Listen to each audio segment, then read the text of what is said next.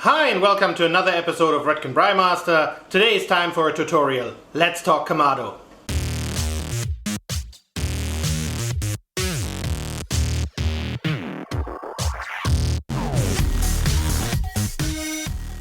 Now for this video today we will be talking about the history of Kamados, where do they come from, why do they look like today the way they look like.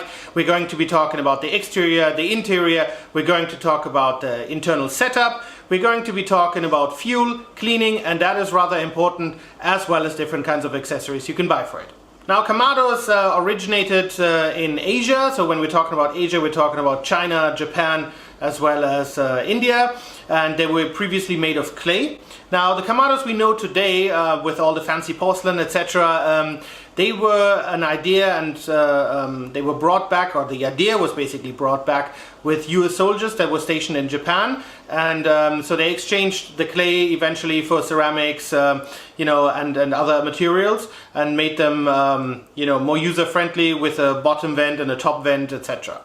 Now one question that I get asked frequently is, Toby, which one is the best one to buy? Now this really depends on you and your cooking style, as well as for how many people you would like to cook. Because you can basically go from less than 100 euros to a couple of thousand euros for your Kamado, depending on the brand, depending on the size, depending on the thickness of your stainless steel grates, etc, etc, etc. So there's really no good answer to that question. Now, just to mention a few companies, that are out there. Obviously, you have the Big Green Egg, you have Kamado Joe, you have Kamado Komodo, you have Primo. But also, just as a quick disclaimer, I'm not sponsored by any of them. So whichever one you buy is totally up to you. I would pretty much buy every single one of them.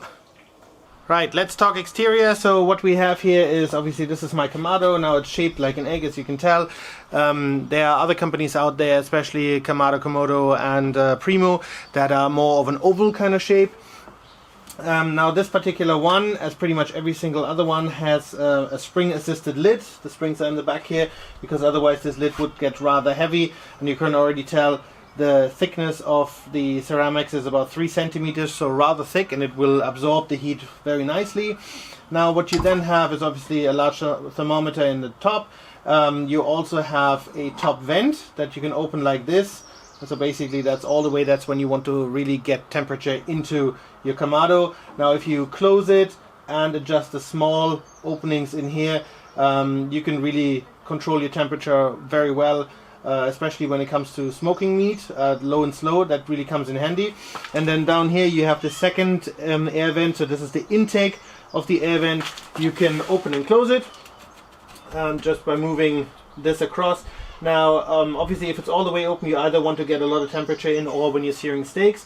Now if you're going low and slow, you can close this almost to the very end, because you want to restrict the airflow as much as possible. Now let's talk interior, and what you see here already is that there's a felt both on the lid as well as the bottom part that prevents any air or smoke from escaping out on the sides, other than the top where you really want it to go. So it also makes temperature control very easy. Now what we have then as the next item is our firebox, and this comes in two parts. So this is the first part of the firebox. It has an opening here in the bottom where you can remove the ashes, as well as little air holes to make airflow even better. So you're going to place it inside. Just be careful, because obviously it's ceramics as well. And you want to line it up that when you open the bottom end all the way, that's where you can remove all the ash. Next we're going to insert the second part of the firebox. So there's a ring. Just make sure that you space it nicely from the walls to create the airflow that you want. And again, be careful, because this is obviously ceramics as well. And then what we're going to insert is this cast iron plate with these air holes, which the coals will lie on afterwards. Now let's talk setup. So what I've done is, and that doesn't come with the Kamado, but I bought myself a little basket. This is where the charcoal sits in. It's easier to remove than the charcoal once you want to clean it, etc. Anything that's left in there just makes it easier to fill and refill. And then for the direct setup, what you can do is, if you want really good and hot heat, you just place one grill grate right on top of the firebox, and that gives you a lot of direct heat.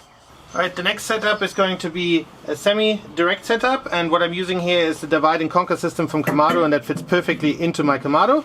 And then what you want to do is you can have one side on direct heat, so depending on how you place the coals, etc. You do it like this. You add one of the deflector stones on the bottom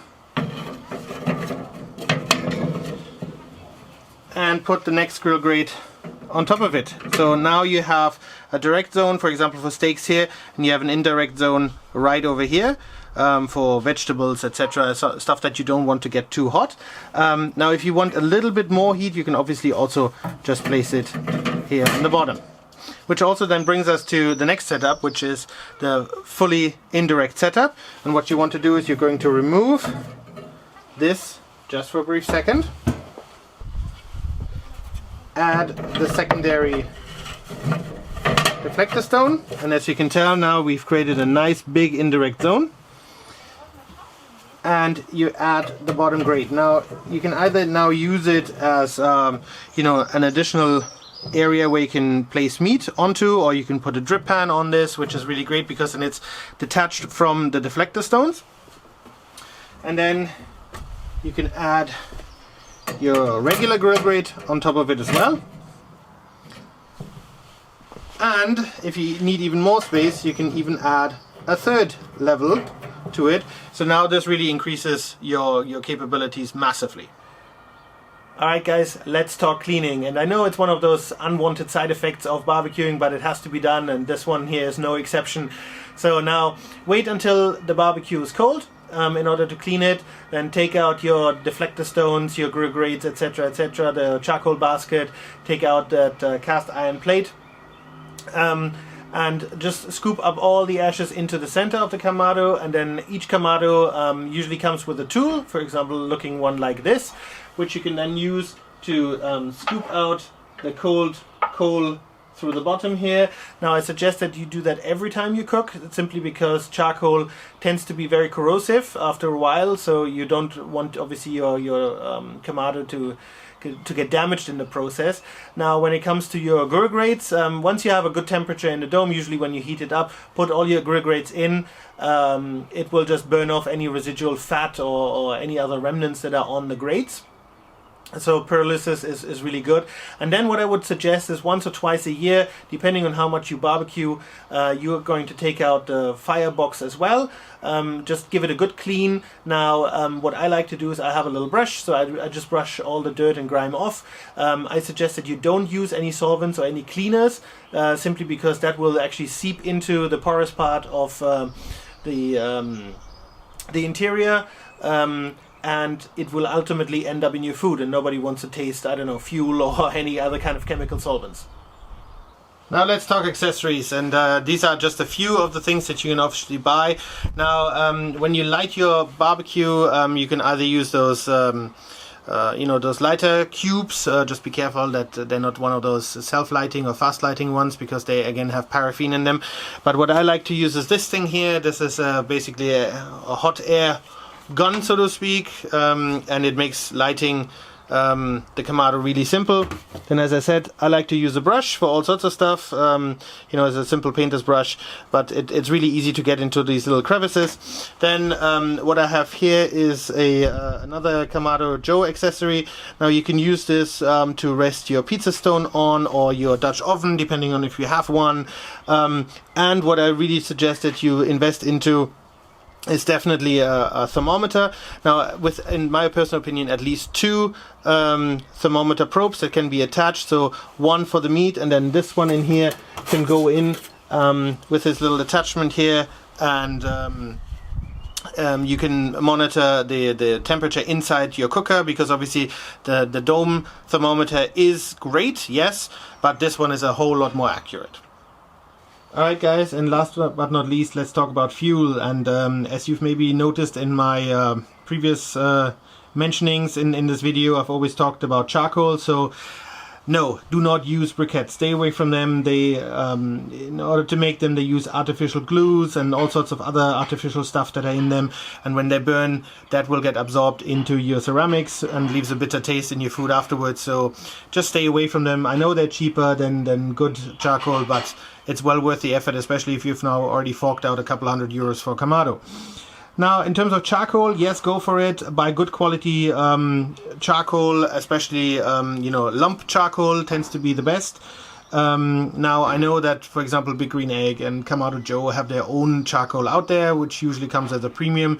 That's entirely up to you, but I would suggest that you invest into a good set of charcoal. Now you can light them with you know, those fire starter cubes or with the Kamado lighter that I've showed you before. And then in terms of smoking, and this is what I mainly use my Kamado for, you can either use the wood chunks right here, or you can use the wood chips. Now they come in different flavors, whether that be beech or apple or, you know, orange, whatever flavor fancy is your fancy. But you know, you can obviously soak them, you can just throw them on as is.